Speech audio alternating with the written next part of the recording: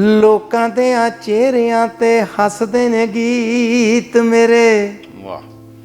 ਲੋਕਾਂ ਦੀਆਂ ਤਾੜੀਆਂ ਤੇ ਨੱਚਦੇ ਨੇ ਗੀਤ ਮੇਰੇ। ਹੋ ਨੱਚਣਾ ਤੇ ਗਾਉਣਾ ਆਪੇ ਉਹ ਸਿਖਾ ਗਿਆ, ਕਿਆ ਬਾਤ। ਜੱਗ ਵਿੱਚ ਜਿਉਣ ਦਾ ਸਵਾਦ ਜਿਹਾ ਆ ਗਿਆ, ਵਾਹ ਵਾਹ ਵਾਹ। ਜ਼ਿੰਦਗੀ ਜਿਉਣ ਦਾ ਸਵਾਦ ਜਿਹਾ ਆ ਗਿਆ ਹੋ। ਤੇ ਮੈਂ ਪਹਿਲੀ ਵਾਰ ਭਾਜੀ ਮਨੋਹਰ ਦੀਪਕ, ਮੇਰੇ ਸਵਰਗੀ ਉਸਤਾਦ ਭਾਨਾ ਰਾਮ ਹੋਣੀ ਢੋਲ ਵਜਾਉਂਦੇ, ਮੰਗਲ ਹੋਣੀ ਲਗੋਜ਼ੇ ਵਜਾਉਂਦੇ, ਉਹ ਜਦੋਂ ਛੋਟੇ ਹੁੰਦੇ ਪੰਮੀ ਨੇ ਸੁਣੇ ਤਾਂ ਮਨ 'ਚ ਖੁਆਇਸ਼ ਹੋਈ, ਯਾਰ ਆਹ ਕੀ ਹੋ ਰਿਹਾ। ਉਹ ਕਹਿੰਦੇ ਭੰਗੜਾ ਪੈ ਰਿਹਾ ਓਕੇ, ਤੇ ਵੀ ਇਹ ਜ਼ਰੂਰ ਪਾਉਣਾ ਹੈ। ਮੈਂ ਬਹੁਤ ਇੱਕ ਕਲਾਕਾਰ ਹਾਂ ਜਿਹੜਾ ਸਿਆਸਤ 'ਚੋਂ ਨਿਕਲ ਕੇ ਕਲਾਕਾਰ ਐਸਟੈਬਲਿਸ਼ ਹੋਇਆ, ਨਹੀਂ ਤਾਂ ਲੋਕ ਕਲਾਕਾਰ ਬਣ ਕੇ ਸਿਆਸਤ ਜਾਂਦੇ ਨੇ। ਸਰਦਾਰ ਭਗਵੰਤ ਸਿੰਘ ਮਾਨ ਹੋਣੀ ਅੱਜ ਮੁੱਖ ਮੰਤਰੀ ਪੰਜਾਬ ਨੇ, ਤੇ ਇਹਨਾਂ ਨੇ ਜਦੋਂ ਸਿਆਸਤ 'ਚ ਪ੍ਰਵਾਸ ਕੀਤਾ, ਇਹਨਾਂ ਨੇ ਸਭ ਤੋਂ ਪਹਿਲਾਂ ਮੈਨੂੰ, ਕਿਉਂਕਿ ਇਹਨਾਂ ਦੇ ਫਾਦਰ ਨਾਲ ਮੇਰੀ ਦੋਸਤੀ ਸੀ, ਉਹ ਮੇਰੇ ਪਿੰਡ ਹੀ ਪੋਸਟਡ ਸੀ, ਇਹਨੇ ਮੈਨੂੰ ਚਾਚਾ ਹੀ ਕਹਿੰਦਾ।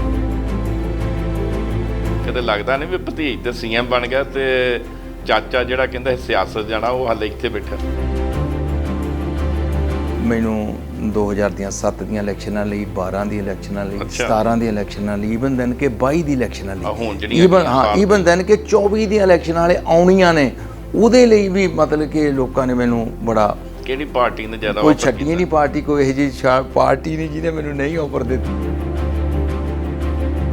ਵੀ ਸਿਆਸਤ ਨੂੰ ਅਸੀਂ ਸਮਝਦੇ ਵੀ ਬੜੀ ਗੰਦਲੀ ਹੋ ਗਈ ਹੈ, ਗੰਦੀ ਗੇਮ। ਆਮ ਕਹਿੰਦੇ ਤੂੰ ਤਾਂ ਯਾਰ ਮੇਰੇ ਨਾਲ ਸਿਆਸਤ ਕਰਦਾ, ਮਜ਼ਾਕ ਦਾ ਸਾਧਨ ਬਣ ਗਿਆ। ਪਰ ਸਿਆਸਤਦਾਨ ਜਿਹੜਾ ਉਹਨੇ ਹੀ ਦੇਸ਼ ਨੂੰ ਜਿਹੜਾ ਆ ਲੀਡ ਕਰਨਾ, ਸਿਆਸਤਦਾਨ ਨੇ ਪੰਜਾਬ ਨੂੰ ਲੀਡ ਕਰਨਾ। ਜਦੋਂ ਸਾਡੇ ਤੁਹਾਡੇ ਵਰਗੇ ਜਿਹੜੇ ਕਹਿੰਦੇ ਪੰਜਾਬ ਲਈ ਕਰਨਾ ਚਾਹੀਦਾ ਕੁਛ, ਇਸੇ ਗੱਲੋਂ ਹੀ ਪਿੱਛੇ ਹੋ ਜਾਂਦੇ, ਇਹਦੇ 'ਚ ਰੱਖਿਆ ਕੁਛ ਨਹੀਂ, ਤਾਂ ਲੱਗਦਾ ਨਹੀਂ ਵੀ ਸਟੇਟ ਦਾ ਵੀ ਨੁਕਸਾਨ ਹੈ। ਮੈਂ 93 'ਚ ਥੋੜ੍ਹੀ ਜਿਹੀ ਟਰਾਈ ਕੀਤੀ ਛੁੱਟੀ ਲੈ ਕੇ, ਕੁਛ ਆਪਣੀਆਂ ਪ੍ਰੋਡਕਸ਼ਨਸ ਕੀਤੀਆਂ, ਤੇ ਉਹਦੇ 'ਚ ਵੱਡੇ ਵੱਡੇ ਫਨਕਾਰ, ਸਰਜੀਤ ਬਿੰਦਰਖੀਆ ਵੀ ਮੇਰੇ ਸ਼ਾਗਿਰਦ ਸੀ, ਮੇਰੇ ਕੋਲ ਹੀ ਰਿਹਾ। ਉਹ ਗ੍ਰੈਜੂਏਸ਼ਨ ਵੀ ਮੈਂ ਹੀ ਕਰਾਈ। ਸਤਿੰਦਰ ਬਿੱਟੀ, ਜਸਵੀਰ ਜੱਸੀ, ਇਹ ਸਾਰੇ ਮੇਰੇ ਉਸ ਗਰੁੱਪ 'ਚ ਕੰਮ ਕਰਦੇ ਸੀ। ਤੇ ਅਸੀਂ ਇੱਕ ਪ੍ਰੋਡਕਸ਼ਨ ਕੀਤੀ, ਇੱਕ ਤਾਰਾ ਵੱਜਦਾ, ਸਰਜੀਤ ਪਾਤਰ ਨੇ ਨਾਮ ਰੱਖਿਆ ਸਾਡੀ ਪ੍ਰੋਡਕਸ਼ਨ ਦਾ। ਤੁਸੀਂ ਕਹਿੰਦੇ ਖੁਸ਼ੀ ਨਾਲ ਸਾਰੀ ਗੱਲ ਦੱਸ ਰਹੇ ਵੀ ਲਾਈਵ ਸ਼ੋਅ ਕੀਤਾ ਟੈਗੋਰ ਥੀਏਟਰ, ਜਾਂ ਤੁਸੀਂ ਵੈਂਕੂਵਰ ਦੀ ਗੱਲ ਕਰਦੇ ਜੇ, ਲੱਗਦਾ ਨਹੀਂ ਵੀ ਉਹ ਲਾਈਵ ਵਾਲਾ ਜਿਹੜੇ ਦੌਰ ਸੀ, ਇੱਕ ਜਲਾਅ ਹੁੰਦਾ ਸੀ, ਇਹ ਸਾਡੇ ਮਸ਼ੀਨੀ ਯੁੱਗ ਨੇ ਹੁਣ ਖਤਮ ਕਰ ਦਿੱਤਾ। ਅਸੀਂ ਰਾਤ ਨੂੰ ਸੁਣਨ ਗਏ ਗੱਡੀ 'ਚ, ਤੇ ਵਾਪਸ ਆਏ ਤੇ ਉਹਨਾਂ ਨੇ ਐਂ ਟੇਬਲ ਤੇ ਆ ਕੇ ਕੈਸਟ ਰੱਖੀ। ਮੈਨੂੰ ਕਹਿੰਦੇ ਵੀ ਪਰਮਜੀਤ, ਨਾ ਤੇ ਕਿਸੇ ਅੱਜ ਤੱਕ ਇਸ ਤਰ੍ਹਾਂ ਦੀਆਂ ਕੀਤੀਆਂ ਨੇ ਤੇ ਨਾ ਕਰਨੀਆਂ ਨੇ। ਉਹ ਵਾਕਈ ਗੱਲ ਸੱਚੀ ਹੋ ਗਈ, ਕਿਸੇ ਨੇ ਵੀ ਨਹੀਂ। ਹੂਜਾ ਸਾਹਿਬ ਨੇ ਗੱਲ, ਹੂਜਾ ਸਾਹਿਬ ਨੇ।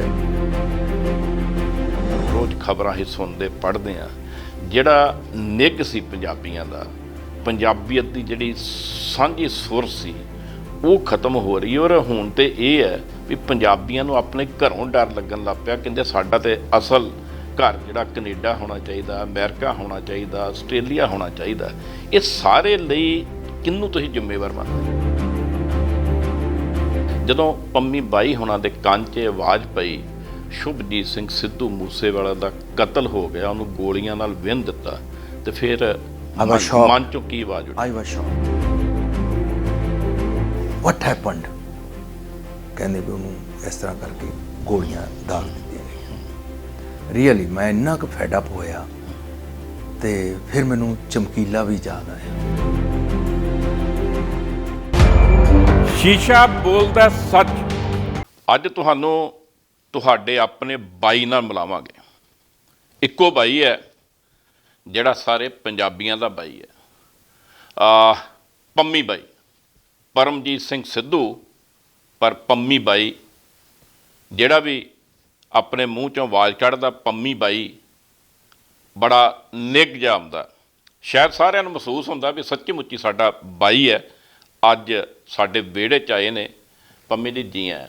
ਬਹੁਤ ਬਹੁਤ ਸ਼ੁਕਰੀਆ, ਧੰਨਵਾਦ ਤਰਲੋਚਨ ਜੀ। ਤੁਸੀਂ ਹਾਕ ਮਾਰੀ ਤੇ 10 ਹਾਜ਼ਰ ਹੋ ਗਏ ਆ, ਤੇ 10 ਅਮਰਸ ਨਿਊਜ਼ ਦਾ ਮੈਂ ਆਭਾਰੀ ਹਾਂ ਇਸ ਗੱਲ ਦੇ ਲਈ ਕਿ ਤੁਸੀਂ ਮੇਰੇ ਪੁਰਾਣੇ ਮਿੱਤਰਾਂ 'ਚੋਂ ਇੱਕ ਮਿੱਤਰ ਹੋ, ਤੇ ਸੱਦੀ ਹੋਈ ਮਿੱਤਰਾਂ ਦੀ ਫਿਰ ਪੈਰ ਜੁੱਤੀ ਨਾ ਪਾਵਾਂ। ਤੁਸੀਂ ਮੈਨੂੰ ਸੱਦਿਆ ਤੇ ਮੈਂ ਆ ਗਿਆ ਤੁਹਾਡੇ ਵਿਹੜੇ। ਸਾਡੇ ਵੀ ਅੱਜ ਪੈਰ ਨਹੀਂ ਥੱਲੇ ਲੱਗ ਰਹੇ, ਸਾਡਾ ਬਾਈ ਆਇਆ। ਬਾਈ ਜੀ ਅੱਜ ਕਿਉਂਕਿ ਤੁਸੀਂ ਇਕੱਲੇ ਕਲਾਕਾਰ ਨਹੀਂ ਗਏ, ਤੁਸੀਂ ਪੰਜਾਬੀਅਤ ਨੂੰ ਬਹੁਤ ਲੰਬੀਆਂ ਚੁੱਭੀਆਂ ਲਾ ਕੇ ਦੇਖਿਆ ਵੀ ਹੈ। ਜਦੋਂ ਤੁਸੀਂ ਸਟੇਜ 'ਤੇ ਗਾਉਂਦੇ ਜੇ, ਤੁਸੀਂ ਬੋਲਦੇ ਜੇ, ਵਿਚਰਦੇ ਜੇ, ਲੋਕਾਂ ਨੂੰ ਭੰਗੜਾ ਪਾਉਣ ਲਈ ਵੀ ਮਜਬੂਰ ਕਰਦੇ ਦੇ ਤੇ ਕੁਝ ਸੋਚਣ ਦੇ ਵੀ ਮਜਬੂਰ ਕਰਦੇ। ਆਪਾਂ ਗਾਇਕੀ ਦੀ ਗੱਲ ਵੀ ਕਰਾਂਗੇ, ਸੰਗੀਤ ਦੀ ਗੱਲ ਵੀ ਕਰਾਂਗੇ, ਔਰ ਪੰਜਾਬ ਦੀ ਚਿੰਤਾ ਵੀ ਕਰਾਂਗੇ। ਸਭ ਤੋਂ ਪਹਿਲਾਂ ਤੇ ਪੰਮੀ ਬਾਈ ਕਦੋਂ ਬਣਿਆ? ਘਰਦਿਆਂ ਦਾ ਇਕਲੌਤਾ ਪੁੱਤ ਸਰਦਾਰ ਪ੍ਰਤਾਪ ਸਿੰਘ ਬਾਗੀ, ਫਰੀडम ਫਾਈਟਰ ਬਾਪੂ, ਮਾਂ ਸਤਵੰਤ ਕੌਰ ਹਾਊਸ ਵਾਈਫ, ਤੇ 2 ਭੈਣਾਂ ਦਾ ਇੱਕ ਛੋਟਾ ਭਰਾ ਪਰਮਜੀਤ ਸਿੰਘ ਸਿੱਧੂ, ਪਰ ਘਰਦਿਆਂ ਦਾ ਲਾਡਲਾ ਨਾਂ ਪੰਮੀ।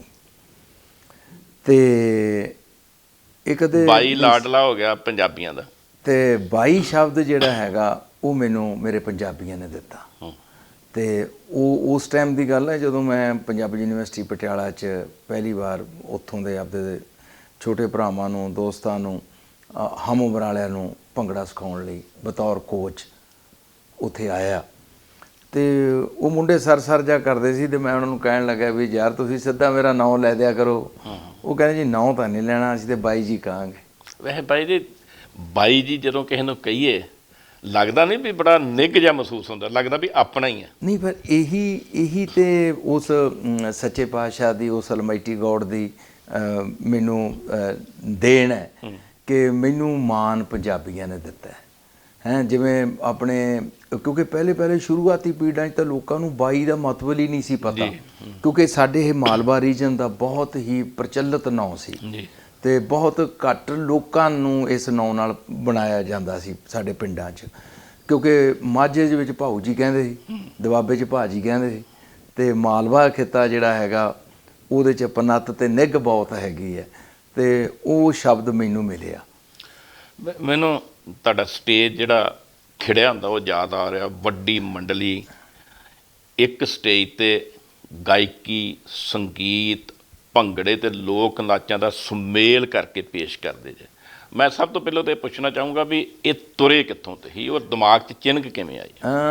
ਤਰਲੋਚਨ ਬਾਈ ਜੀ, ਐਕਚੁਅਲੀ ਤਾਂ ਬਚਪਨ 'ਚ ਹੀ ਸ਼ੌਕ ਸੀ ਗਾਉਣ ਦਾ। ਓਕੇ। ਜਦੋਂ ਸਕੂਲ 'ਚ 3 4 ਕਲਾਸ 'ਚ ਪੜ੍ਹਦਾ ਸੀ ਤੇ ਮੈਨੂੰ ਇੱਕੋ ਹੀ ਗਾਣਾ ਯਾਦ ਸੀ, ਤੇ ਉਦੋਂ ਮੈਨੂੰ ਕੋਈ ਸੁਰ ਸਾਰ ਦਾ ਬੜਾ ਗਿਆਨ ਨਹੀਂ ਸੀ, ਕੋਈ ਰਿਦਮ ਦਾ ਨਹੀਂ ਸੀ ਪਤਾ, ਪਰ ਮੇਰੇ 'ਚ ਵਿਸ਼ਵਾਸ ਬਹੁਤ ਸੀ। ਕਿਹੜਾ ਯਾਦ ਸੀ?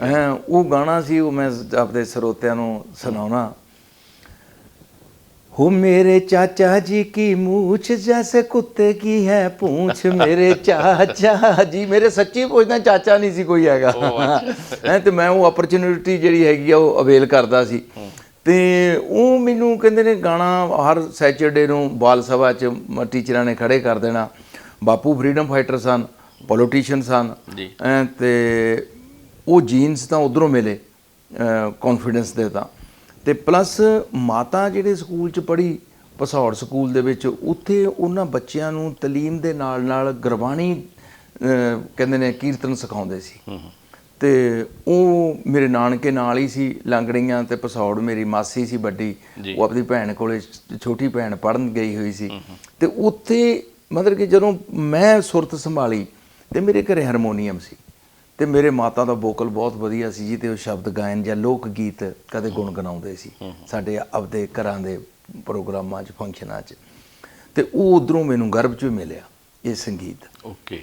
ਤੇ ਫਿਰ ਜਦੋਂ ਮੈਂ ਉਹ ਆਪਦੇ ਜਖੇਪਲ ਦੇ ਸਕੂਲ ਤੋਂ ਸਨਾਮ ਸਕੂਲ 'ਚ ਮਾਈਗ੍ਰੇਟ ਹੋਇਆ, ਮੇਰੇ ਫਾਦਰ ਆਨਰੇਰੀ ਸਬ ਰਜਿਸਟਰਾਰ ਬਣੇ, ਤੇ ਅਸੀਂ ਸਨਾਮ ਚਲੇ ਗਏ। ਤੇ ਉੱਥੇ ਮੈਂ ਪਹਿਲੀ ਵਾਰ ਭਾਜੀ ਮਨੋਹਰ ਦੀਪਕ, ਮੇਰੇ ਸਵਰਗੀ ਉਸਤਾਦ ਭਾਨਾ ਰਾਮ ਹੋਣੀ ਢੋਲ ਵਜਾਉਂਦੇ, ਮੰਗਲ ਹੋਣੀ ਲਗੋਜ਼ੇ ਵਜਾਉਂਦੇ, ਉਹ ਜਦੋਂ ਛੋਟੇ ਹੁੰਦੇ ਪੰਮੀ ਨੇ ਸੁਣੇ ਤਾਂ ਮਨ 'ਚ ਖੁਆਇਸ਼ ਹੋਈ, ਯਾਰ ਆਹ ਕੀ ਹੋ ਰਿਹਾ? ਉਹ ਕਹਿੰਦੇ ਭੰਗੜਾ ਪੈ ਰਿਹਾ। ਓਕੇ। ਤੇ ਵੀ ਇਹ ਜ਼ਰੂਰ ਪਾਉਣਾ ਹੈ।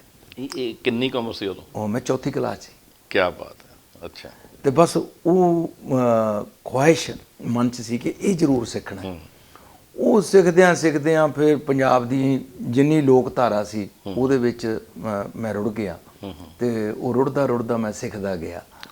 ਚਾਹੇ ਸਾਡਾ ਮਾਲਵੇ ਦਾ ਲੋਕ ਨਾਚ ਮਲਵਈ ਗਿੱਧਾ ਜੋ ਮੇਰੇ ਪਿੰਡ 'ਚ ਪੈਂਦਾ ਸੀ, ਚਾਹੇ ਉਹ ਭੰਗੜਾ ਸੀ, ਚਾਹੇ ਮੇਰੇ ਉਸਤਾਦ ਉਹ ਇੱਕ ਝੂਮਰ ਦੀ ਵਿਰਾਸਤ ਨੂੰ ਲੈ ਕੇ ਪਾਕਿਸਤਾਨ ਤੋਂ ਮਾਈਗ੍ਰੇਟ ਹੋ ਕੇ ਆਏ, ਉਹਨਾਂ ਦੀਆਂ ਝੂਮਰਾਂ, ਬਾਬੇ ਪੋਖਰ ਦੀਆਂ ਝੂਮਰਾਂ, ਤੇ ਉਹ ਮਾਨਣ ਦਾ, ਉਹ ਸਿੱਖਣ ਦਾ ਰੁਝਾਨ ਜਿਹੜਾ ਹੈਗਾ ਮਨ 'ਚ ਰਿਹਾ। ਤੇ ਬਸ ਐਂ ਹੌਲੀ ਹੌਲੀ ਸਿੱਖਦਿਆਂ ਸਕੂਲ ਤੋਂ ਪਤਾ ਹੀ ਨਹੀਂ ਲੱਗਿਆ ਕਦੋਂ ਕਾਲਜ ਚਲੇ ਗਏ। ਓਕੇ। ਥੀਏਟਰ ਵੀ ਕੀਤਾ, ਗਾਇਆ ਵੀ ਤੇ ਨੱਚਿਆ ਵੀ। ਛੱਡਿਆ ਹੀ ਕੁਛ ਨਹੀਂ। ਅੱਛਾ, ਹਾਂ, ਇਹ ਸ਼ੌਕ ਸੀ ਤੇ ਉਸ ਸ਼ੌਕ ਨੂੰ ਬਰਕਰਾਰ ਰੱਖਿਆ, ਕਾਲਜ 'ਚ ਵੀ ਬਰਕਰਾਰ ਰੱਖਿਆ। ਫਿਰ ਕਾਲਜ ਤੋਂ ਮਗਰੋਂ ਹਰ ਵਿਦਿਆਰਥੀ ਦੀ ਖੁਆਇਸ਼ ਹੁੰਦੀ ਹੈ ਯਾਰ ਯੂਨੀਵਰਸਿਟੀ ਪੜ੍ਹੀਏ, ਯੂਨੀਵਰਸਿਟੀ 'ਚ ਆ ਗਿਆ ਤੇ ਯੂਨੀਵਰਸਿਟੀ ਦੇ ਵਿੱਚ ਵੀ ਤਾਲੀਮ ਹਾਸਲ ਕੀਤੀ, ਪੰਜਾਬੀ ਯੂਨੀਵਰਸਿਟੀ। ਹਾਂ, ਪੰਜਾਬੀ ਯੂਨੀਵਰਸਿਟੀ 'ਚ। ਤੇ ਮੈਂ MA ਤੇ ਲਾ ਗ੍ਰੈਜੂਏਟ ਹਾਂ, ਡਿਪਲੋਮਾ ਇਨ ਪਬਲਿਕ ਰਿਲੇਸ਼ਨ ਕੀਤਾ ਤੇ ਪੜ੍ਹਦੇ ਗਏ। ਕਿਉਂਕਿ ਉਸ ਟਾਈਮ 'ਤੇ ਨਾ ਤਰੋਚਨ ਬਾਈ ਜੀ, ਮੈਨੂੰ ਸੱਚੀ ਪੁੱਛਦੇ ਹੋ, ਮਤਲਬ ਕਿ ਕਦੇ ਮੈਂ ਸੋਚਿਆ ਨਹੀਂ ਸੀ ਕਿ ਮੈਂ ਪ੍ਰੋਫੈਸ਼ਨਲ ਆਰਟਿਸਟ ਬਣਨਾ ਹੈ। ਨੈਵਰ। ਸ਼ੌਂਕ ਹੀ ਸੀ। ਬਸ ਸ਼ੌਕ ਸੀ। ਤੇ ਲਾ ਮੈਂ ਇਸ ਕਰਕੇ ਕੀਤੀ ਸੀ ਕਿ ਮੇਰੇ ਬਾਪੂ ਜੀ 2 ਇਲੈਕਸ਼ਨਾਂ ਲੜ ਚੁੱਕੇ ਸੀ। ਇੱਕ ਮੇਰੇ ਜਨਮ ਤੋਂ ਪਹਿਲਾਂ 1955 'ਚ ਸਨਾਮ ਕੰਸਟੀਚੁਐਂਸੀ ਤੋਂ MLA ਦੀ, ਰਾਜਾ ਮਹੇਸ਼ਿੰਦਰ ਦੇ ਖਿਲਾਫ ਕੈਪਟਨ ਅਮਰਿੰਦਰ ਸਿੰਘ ਦੇ ਚਾਚਾ ਸੀ। ਸਿਰਫ 1200 ਵੋਟ ਤੇ ਬਾਪੂ ਨੇ ਲੂਜ਼ ਕੀਤਾ। ਓਕੇ। ਤੇ ਫਿਰ 67 'ਚ ਅਕਾਲੀ ਦਲ ਦੀ ਟਿਕਟ ਤੇ ਪਾਰਲੀਮੈਂਟ ਦੀ ਇਲੈਕਸ਼ਨ ਲੜੀ ਸੰਗਰੂਰ ਤੋਂ। ਤੇ ਉਹ ਮਨ 'ਚ ਸੀ ਕਿ ਪੋਲੀਟੀਸ਼ੀਅਨ ਬਣਨਾ ਹੈ। ਆਪਦੇ ਕਾਲਜ ਲਾਈਫ ਦੇ ਵਿੱਚ ਪੰਜਾਬ ਸਟੂਡੈਂਟ ਯੂਨੀਅਨ ਦਾ ਟੌਪ ਦਾ ਲੀਡਰ ਰਿਹਾ ਹੈ। ਬਾਈ ਪ੍ਰੇਮ ਸਿੰਘ ਚੰਦੂ ਮਾਜਰਾ ਮੇਰੇ ਤੋਂ ਵਡੇਰੇ ਨੇ, ਪਰ ਮੇਰੇ ਸੀਨੀਅਰ ਹੋਣ ਦੇ ਨਾਤੇ ਸਾਡੀ ਮੁਹੱਬਤ ਉਸ ਟਾਈਮ ਦੀ ਹੈ ਆਪਸ 'ਚ। ਤੁਹਾਡੇ ਦਿਮਾਗ 'ਚ ਵੀ ਮੈਂ ਸਿਆਸਤਦਾਨ ਬਣਨਾ? ਮੇਰੇ ਦਿਮਾਗ 'ਚ ਸੀ, ਮੈਂ ਲਾ ਹੀ ਇਸੇ ਕਰਕੇ ਕੀਤਾ ਸੀ। ਓਕੇ। ਵਿਰਾਸਤ ਸੀ ਬਣੀ ਹੋਈ ਤੇ ਸਿਆਸਤਦਾਨ ਬਣਿਆ। ਮੈਂ ਬਹੁਤ ਇੱਕ ਕਲਾਕਾਰ ਹਾਂ ਜਿਹੜਾ ਸਿਆਸਤ 'ਚੋਂ ਨਿਕਲ ਕੇ ਕਲਾਕਾਰ ਐਸਟੈਬਲਿਸ਼ ਹੋਇਆ। ਨਹੀਂ ਤਾਂ ਲੋਕ ਕਲਾਕਾਰ ਬਣ ਕੇ ਸਿਆਸਤ ਜਾਂਦੇ ਨੇ। ਸਰਦਾਰ ਭਗਵੰਤ ਸਿੰਘ ਮਾਨ ਹੋਣੀ ਅੱਜ ਮੁੱਖ ਮੰਤਰੀ ਪੰਜਾਬ ਨੇ, ਤੇ ਇਹਨਾਂ ਨੇ ਜਦੋਂ ਸਿਆਸਤ 'ਚ ਪ੍ਰਵਾਸ ਕੀਤਾ, ਇਹਨਾਂ ਨੇ ਸਭ ਤੋਂ ਪਹਿਲਾਂ ਮੈਨੂੰ, ਕਿਉਂਕਿ ਇਹਨਾਂ ਦੇ ਫਾਦਰ ਨਾਲ ਮੇਰੀ ਦੋਸਤੀ ਸੀ, ਉਹ ਮੇਰੇ ਪਿੰਡ ਹੀ ਪੋਸਟਡ ਸੀ, ਇਹਨੇ ਮੈਨੂੰ ਚਾਚਾ ਹੀ ਕਹਿਣਾ ਸੀ। ਸਰਦਾਰ ਮਹਿੰਦਰ ਸਿੰਘ ਜੀ। ਹਾਂ, ਮਹਿੰਦਰ ਸਿੰਘ, ਮਾਸਟਰ ਮਹਿੰਦਰ ਸਿੰਘ, ਉਹ ਪਹਿਲੇ ਟੀਚਰ ਮੇਰੇ ਉੱਥੇ ਸਨਾਮ ਜਖੇਪਲ ਦੇ ਸਕੂਲ ਸੀ ਜੀ। ਇਹਨਾਂ ਨੇ ਮੈਨੂੰ ਹੀ ਉਦੋਂ ਫੋਨ ਕੀਤਾ, ਇਹ ਚਾਚਾ ਮੈਨੂੰ ਤੇਰਾ ਬੜਾ ਐਕਸਪੀਰੀਅੰਸ ਹੈ ਤੇ ਮੈਨੂੰ ਦੱਸ ਵੀ ਮੈਂ ਕਿੱਧਰ। ਤੁਹਾਨੂੰ ਚਾਚਾ ਕਹਿੰਦੇ? ਹਾਂ, ਮੈਨੂੰ ਚਾਚਾ। ਅੱਛਾ। ਹੁਣ ਵੀ ਸਟਿਲ ਚਾਚੇ ਹੀ ਕਹਿੰਦੇ। ਮਾਣ ਵਾਲੀ ਗੱਲ, ਤੁਹਾਡਾ ਭਤੀਜ ਅੱਜ CM ਹੈ। ਨਹੀਂ, ਸਾਨੂੰ ਤਾਂ ਮਾਣ ਹੈ ਇਸ ਗੱਲ ਦਾ, ਸਾਡੇ ਆਪਦੇ ਇਲਾਕੇ ਦਾ ਮੁੰਡਾ ਤੇ ਸਾਡਾ ਭਤੀਜ ਮੁੱਖ ਮੰਤਰੀ ਦੀ ਕੁਰਸੀ ਤੇ ਬੈਠਾ, ਤੇ ਸਾਨੂੰ ਤਾਂ ਖੁਸ਼ੀ ਹੈ ਇਸ ਗੱਲ ਦੀ। ਇੱਕ ਕਲਾਕਾਰ ਭਰਾ। ਕਿਤੇ ਲੱਗਦਾ ਨਹੀਂ ਵੀ ਭਤੀਜ ਤੇ CM ਬਣ ਗਿਆ ਤੇ ਚਾਚਾ ਜਿਹੜਾ ਕਹਿੰਦਾ ਸਿਆਸਤ ਜਾਣਾ, ਉਹ ਹਾਲੇ ਇੱਥੇ ਬੈਠਾ? ਨਹੀਂ, ਚਾਚੇ ਨੇ ਤਾਂ ਜਾਣਾ ਹੀ ਨਹੀਂ ਨਾ। ਫਿਰ ਬਰਕਾ ਪਾੜ ਕੇ ਆਇਆ, ਉਹ ਵੀ ਸੁਣਾਉਣਾ ਨਾ ਤੁਹਾਨੂੰ ਸਟੋਰੀ। ਅੱਛਾ, ਪਾੜਤਾ ਹੋਇਆ। ਹਾਂ, ਉਹ ਫਿਰ ਕਹਿੰਦੇ ਨੇ ਜਦੋਂ ਮੈਂ ਸਿਆਸਤ ਦੇ ਵਿੱਚ ਯੂਥ ਵਿੰਗ ਦੇ ਵਿੱਚ ਕੰਮ ਕੀਤਾ ਸ਼੍ਰੋਮਣੀ ਅਕਾਲੀ ਦਲ 'ਚ, ਜੇਲ੍ਹ ਯਾਤਰਾਵਾਂ ਕੀਤੀਆਂ। ਉਹ ਮੈਂ 82 ਤੋਂ ਸ਼ੁਰੂ ਹੋ ਗਿਆ ਸੀ, 82, 83, 84, 85 'ਚ ਆ ਕੇ ਮੈਂ ਬਰਕਾ ਪਾੜਿਆ ਜਦੋਂ ਸੰਤ ਹਰਚੰਦ ਸਿੰਘ ਹੋਣਾ ਦਾ ਅਸੈਸੀਨੇਸ਼ਨ ਹੋਇਆ। ਕਿਉਂਕਿ ਮੈਨੂੰ ਉਹਨਾਂ ਨੇ ਵਾਅਦਾ ਕੀਤਾ ਸੀ ਤੈਨੂੰ MLA ਦੀ ਟਿਕਟ ਦੇਣੀ ਹੈ, ਲੌਂਗੋਵਾਲ ਸਾਹਿਬ। ਤੇ ਇੱਕ ਪ੍ਰਧਾਨ ਤੁਹਾਨੂੰ ਇਹ ਗੱਲ ਕਹੇ ਕਿ ਤੈਨੂੰ MLA ਬਣਾਉਣਾ ਮੁੰਡਿਆ, ਤੇ ਫਿਰ ਤਾਂ ਬੰਦਾ ਉਹੀ ਪੂੰਛ ਚੱਕ ਲੈਂਦਾ। ਤੇ ਮੈਂ ਵੀ ਪੂਰਾ ਤਿਆਰ ਪਰ ਤਿਆਰ ਸੀ। ਆਪਦੇ ਇਲਾਕੇ 'ਚ ਵੀ ਮੇਰੀ ਮੁੰਡਿਆਂ ਨਾਲ ਯੂਥ ਦੇ ਵਿੱਚ ਮੇਰੀ ਬੜੀ ਪਕੜ ਸੀ, ਕਿਉਂਕਿ ਪੰਜਾਬ ਸਟੂਡੈਂਟ ਯੂਨੀਅਨ 'ਚ ਪਹਿਲਾਂ ਕੰਮ ਕੀਤਾ। ਹਾਂਜੀ, ਵਰਕਾ ਕੋ ਪਾੜਿਆ ਸਿਆਸਤ? ਵਰਕਾ ਇਸ ਕਰਕੇ ਪਾੜਿਆ ਕਿ ਮੇਰੇ ਬਾਪੂ ਜੀ ਨੇ ਤਾਂ ਮੈਨੂੰ ਬਿਠਾ ਕੇ ਬਹੁਤ ਸਿਆਣਾ ਕੀਤਾ ਕਿ ਵੀ ਸਾਡੇ ਵਕਤ ਸਿਆਸਤ ਕੁਛ ਹੋਰ ਤਰ੍ਹਾਂ ਦੀ ਸੀ, ਹੁਣ ਸਿਆਸਤ ਜਿਹੜੀ ਇੰਟਾਇਰਲੀ ਡਿਫਰੈਂਟ ਹੋ ਗਈ ਹੈ ਕਿ ਤੂੰ ਪਹਿਲਾਂ ਯੂ ਅਰਨ ਦਾ ਮਨੀ, ਫਿਰ ਆਪਦਾ ਸ਼ੌਕ ਪੂਰਾ ਕਰ ਲਈ। ਇੱਥੇ ਅਕਾਲੀ ਦਲ ਕਾਂਗਰਸ 'ਚ ਕੋਈ ਫਰਕ ਨਹੀਂ, ਸਾਰੇ same. Nattha Singh and Prem Singh one and the same things. So ਉਹਨਾਂ ਦਾ ਐਕਸਪੀਰੀਅੰਸ ਸੀ ਇਸ ਗੱਲ ਦੇ ਵਿੱਚ। ਤੇ ਉਹ ਫਿਰ ਮੈਨੂੰ ਆਫਰਾਂ ਵੀ ਹੋਈਆਂ ਇਹਦੇ 'ਚ, ਨਹੀਂ ਮੈਂ ਬਿਲਕੁਲ ਝੂਠ ਨਹੀਂ ਬੋਲਦਾ।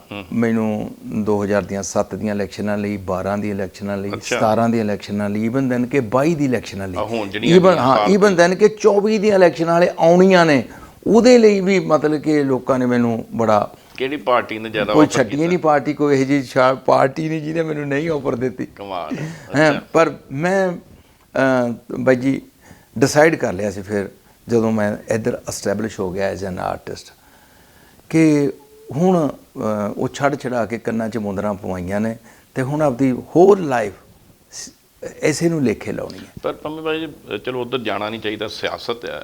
ਦੇਖੋ ਇਹ ਬੜੀ ਦੁਖਾਂਤ ਹੈ। ਵੀ ਸਿਆਸਤ ਨੂੰ ਅਸੀਂ ਸਮਝਦੇ ਵੀ ਬੜੀ ਗੰਦਲੀ ਹੋ ਗਈ ਹੈ, ਗੰਦੀ ਗੇਮ। ਆਮ ਕਹਿੰਦੇ ਤੂੰ ਤਾਂ ਯਾਰ ਮੇਰੇ ਨਾਲ ਸਿਆਸਤ ਕਰਦਾ, ਮਜ਼ਾਕ ਦਾ ਸਾਧਨ ਬਣ ਗਿਆ। ਪਰ ਸਿਆਸਤਦਾਨ ਜਿਹੜਾ ਉਹਨੇ ਹੀ ਦੇਸ਼ ਨੂੰ ਜਿਹੜਾ ਆ ਲੀਡ ਕਰਨਾ, ਸਿਆਸਤਦਾਨ ਨੇ ਪੰਜਾਬ ਨੂੰ ਲੀਡ ਕਰਨਾ। ਜਦੋਂ ਸਾਡੇ ਤੁਹਾਡੇ ਵਰਗੇ ਜਿਹੜੇ ਕਹਿੰਦੇ ਪੰਜਾਬ ਲਈ ਕਰਨਾ ਚਾਹੀਦਾ ਕੁਛ, ਇਸੇ ਗੱਲੋਂ ਹੀ ਪਿੱਛੇ ਹੋ ਜਾਂਦੇ ਆ, ਇਹਦੇ 'ਚ ਰੱਖਿਆ ਕੁਛ ਨਹੀਂ, ਤਾਂ ਲੱਗਦਾ ਨਹੀਂ ਵੀ ਸਟੇਟ ਦਾ ਵੀ ਨੁਕਸਾਨ ਹੈ? ਨਹੀਂ, ਉਹ 'ਚ ਦੋ ਰਾਹਾਂ ਨੇ। ਦੇਖੋ, ਮੈਂ ਤਾਂ ਬਤੌਰ ਇੱਕ ਕਲਚਰਲ ਮਤਲਬ ਕਿ ਇਸ ਆਪਦੇ ਪੰਜਾਬ ਦੇ ਸੱਭਿਆਚਾਰ ਦੇ ਲਈ ਕੰਮ ਕਰਨਾ ਚਾਹੁੰਦਾ।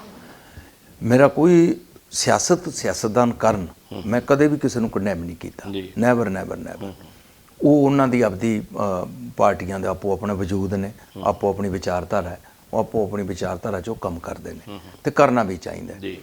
ਮੈਂ ਜਦੋਂ ਫਿਰ ਇਹ ਡਿਸਾਈਡ ਕਰ ਲਿਆ ਸੀ ਕਿ ਹੁਣ ਮੈਂ ਆਪਦੀ ਪੂਰੀ ਹੋਲ ਲਾਈਫ ਜਿਹੜੀ ਹੈ ਉਹ ਮੈਂ ਆਪਦੇ ਲੋਕਾਂ ਲਈ, ਆਪਦੇ ਪੰਜਾਬੀ ਮਾਂ ਬੋਲੀ ਲਈ, ਆਪਦੇ ਪੰਜਾਬੀ ਸੱਭਿਆਚਾਰ ਲਈ, ਆਪਣੇ ਪੰਜਾਬ ਲਈ ਮੈਂ ਕੰਮ ਕਰੂੰਗਾ। ਉਹ ਜ਼ਰੂਰੀ ਨਹੀਂ ਕਿ ਮੈਨੂੰ ਪਾਵਰ ਚਾਹੀਦੀ ਹੈ। ਮੈਂ ਕੀ ਕਰਨਾ ਪਾਵਰ ਨਾਲ? ਮੈਂ ਕਿਸੇ ਦਾ ਨੁਕਸਾਨ ਨਹੀਂ ਕਰਨਾ। ਜਦੋਂ ਪੰਮੀ ਬਾਈ ਸਟੇਜ ਤੇ ਹੁੰਦਾ, ਮੇਰਾ ਖਿਆਲ ਉਸ ਤੋਂ ਵੱਡਾ ਪਾਵਰਫੁਲ ਬੰਦਾ ਕੋਈ ਦਿਸਦਾ ਹੀ ਨਹੀਂ। ਉਹ ਜਿਹੜਾ ਮਾਨਤਾਨ ਮਿਲਦਾ। ਦੇਖੋ, ਉਹ ਜੋ ਇੱਜ਼ਤ ਅੱਜ ਪੂਰੀ ਦੁਨੀਆ 'ਚ ਵੱਸਦੇ ਪੰਜਾਬੀ, ਚਾਹੇ ਸਾਡੇ ਭਾਰਤ ਦੇ ਪੰਜਾਬੀ, ਚਾਹੇ ਪਾਕਿਸਤਾਨ ਦੇ ਪੰਜਾਬੀ, ਉਹ ਮੁਹੱਬਤ ਕਰਦੇ ਨੇ, ਪਿਆਰ ਦਿੰਦੇ ਨੇ। ਤੇ ਫਿਰ ਇਸੇ ਕਰਕੇ ਸੋਚਿਆ ਸੀ ਕਿ ਹੁਣ ਮੈਨੂੰ ਸਿਆਸਤ ਦੀ ਲੋੜ ਨਹੀਂ। ਚਲੋ ਆਪਾਂ ਅੱਗੇ ਵਧਦੇ ਹਾਂ। ਤੁਸੀਂ ਫਿਰ ਪ੍ਰੋਫੈਸ਼ਨਲ ਫੀਲਡ 'ਚ ਕਦੋਂ ਆ ਗਏ ਗਾਇਕੀ ਆਪਣੇ ਸੰਗੀਤ? ਉਹ ਤੁਹਾਨੂੰ ਦੱਸਦਾ। ਉੱਥੇ ਉਹ ਜਦੋਂ ਮੈਂ 85 'ਚ ਵਰਕਾ ਪਾੜ ਕੇ ਤੇ ਆਪਦੇ ਫਾਦਰ ਦੀ ਗੱਲ ਲੜ ਬੰਨੀ, ਤੇ ਫਿਰ ਮੈਨੂੰ ਇੱਕ ਅਪਰਚੂਨਿਟੀ ਮਿਲੀ government of India the, ministry of culture ਵੱਲੋਂ। ਉਹਨਾਂ ਨੂੰ ਕੁਝ ਕ੍ਰੀਏਟਿਵ ਬੰਦਿਆਂ ਦੀ ਲੋੜ ਸੀ ਤੇ ਜੋਨਲ ਕਲਚਰ ਸੈਂਟਰ ਇੰਡੀਆ ਦੇ ਵਿੱਚ ਸੈਟਅਪ ਹੋ ਰਹੇ ਸੀ। ਪਹਿਲਾ ਜੋਨਲ ਕਲਚਰ ਸੈਂਟਰ ਸਾਡੇ ਪੰਜਾਬ ਦੇ ਵਿੱਚ ਬਣਿਆ। ਇਹ ਪਹਿਲਾ first north zone culture centre. ਤੇ ਉਸ ਟਾਈਮ ਦੇ ਉੱਤੇ ਜਦੋਂ ਇਹ ਬਣਿਆ ਤਾਂ ਫਿਰ ਮੈਨੂੰ ਇੱਥੇ ਇਹਨਾਂ ਨੂੰ ਲੋੜ ਸੀ ਕ੍ਰੀਏਟਿਵ ਬੰਦਿਆਂ ਦੀ, ਜਿਨ੍ਹਾਂ ਦਾ ਕੰਮ ਹੈ, ਜਿਨ੍ਹਾਂ ਦੇ ਪਿਛੋਕੜ ਇਸ ਕਲਚਰ ਨਾਲ ਮਤਲਬ ਕਿ ਉਹਨਾਂ ਦੇ ਵਰਕ ਕੀਤਾ ਹੋਇਆ ਸੀ। ਤੇ ਉਹ ਅਪਰਚੂਨਿਟੀ ਫਿਰ ਮੈਂ ਅਵੇਲ ਕੀਤੀ ਤੇ ਮੈਂ ਬਤੌਰ ਪ੍ਰੋਡਕਸ਼ਨ ਮੈਨੇਜਰ ਉੱਥੇ ਗਿਆ ਤੇ ਪ੍ਰੋਗਰਾਮ ਡਾਇਰੈਕਟਰ ਬਣ ਕੇ ਮੈਂ ਰੁਖਸਤ ਹੋਇਆ। ਤੇ ਉਹ ਤੋਂ ਉੱਥੇ ਵੀ ਮੇਰੇ ਲਈ ਵੱਡੀਆਂ ਅਪਰਚੂਨਿਟੀਆਂ ਸੀਆਂ ਕਿ ਉਹ ਤੋਂ ਮਗਰੋਂ ਮੇਰੇ ਜੂਨੀਅਰ ਬਾਅਦ ਦੇ ਵਿੱਚ ਮੇਰੇ ਰਿਜ਼ਾਈਨ ਕਰਨ ਤੋਂ ਬਾਅਦ ਉਹ ਡਾਇਰੈਕਟਰ ਬਣਿਆ। ਮੈਂ ਡਾਇਰੈਕਟਰ ਵੀ ਬਣ ਸਕਦਾ ਸੀ। ਤੁਸੀਂ ਫਿਰ ਰਿਜ਼ਾਈਨ ਕੀਤਾ ਵੀ ਆਪਣਾ? ਹਾਂ, ਫਿਰ ਮੈਂ ਰਿਜ਼ਾਈਨ ਤਾਂ ਬੜਾ ਸੋਚ ਕੇ ਕੀਤਾ। ਉਹ ਵੀ ਮਤਲਬ ਕਿ ਕਿਸੇ ਵੱਡੇ ਆਰਟਿਸਟ ਨੂੰ ਦੇਖ ਕੇ ਮੇਰੇ ਜ਼ਿਹਨ 'ਚ ਆਇਆ ਵੀ ਯਾਰ ਐਡਾ ਵੱਡਾ ਆਰਟਿਸਟ ਸੀ, ਇੰਨਾ ਇਹਦੇ ਕੋਲ ਫਨ ਸੀ, ਐਡਾ ਅੱਛਾ ਸਟੋਰੀ ਰਾਈਟਰ, ਥੀਏਟਰ ਦਾ ਬੰਦਾ, ਫਿਲਮਾਂ ਦਾ ਬੰਦਾ, ਤੇ ਇਹ ਸਾਰੀ ਜ਼ਿੰਦਗੀ ਦੇ ਵਿੱਚ ਇਹਨੇ ਆਪਦਾ ਕੁਛ ਨਹੀਂ ਕੀਤਾ ਤੇ ਨੌਕਰੀ ਤੇ ਲੱਗਿਆ ਰਿਹਾ। ਤੇ ਬਾਅਦ ਕਿਹਦੀ ਗੱਲ ਕਰ ਰਹੇ ਤੇ? ਮੈਂ ਸਵਰਗੀਆ ਸਰਦਾਰ ਭਾਗ ਸਿੰਘ ਉਹਨਾਂ ਦੀ ਗੱਲ ਕਰ ਰਿਹਾ। ਤੇ ਭਾਗ ਸਿੰਘ ਹੋਣੀ ਬਹੁਤ ਵੱਡੇ ਫਨਕਾਰ ਸਨ।